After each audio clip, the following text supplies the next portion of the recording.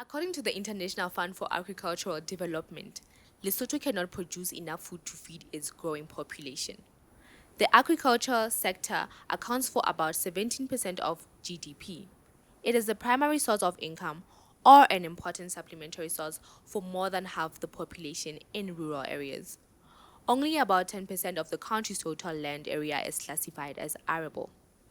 About 70 to 80% of the country's population lives in rural areas, and more than three quarters of those people are engaged in agriculture, mostly traditional low input, low output rain fed cereal production, and extensive animal grazing. An estimated 57% of the population lives below the poverty line according to a 2010-2011 household budget survey. The International Fund for Agricultural Development states that despite the overall economic growth, opportunities to earn income remain limited. They are generally confined to urban areas and wage employment in the industrial sector.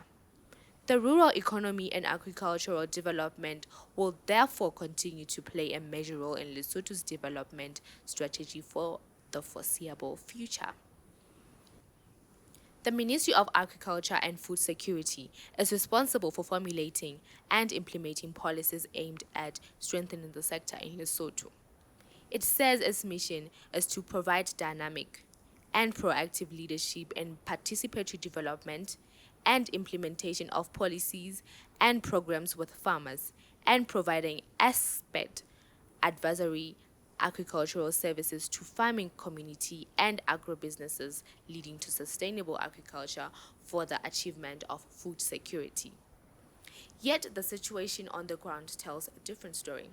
In the southern district of Mahalisuk, just over 120 kilometers from the capital Maseru, a visit to one of the ministry's sites near the St. Stephen's Diocesan High School revealed glaring negligence and inaptitude.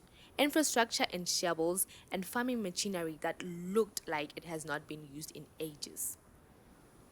Officials there admitted the equipment lying in a state of disrepair at the resource center that includes a dilapidated storage house, plows, disc harrows, a cultivator, irrigation pipes, a diesel tank, and a combine harvest were last used in block farming scheme, and they could not recall when that was.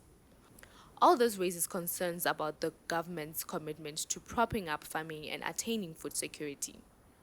According to Mahalisuk's irrigations officer, Mulifira Monzwe, the machinery is not deployed to assist individual farmers. Only those involved in block farming have access to them. He says some of it is still in working condition and needs minor repairs and servicing.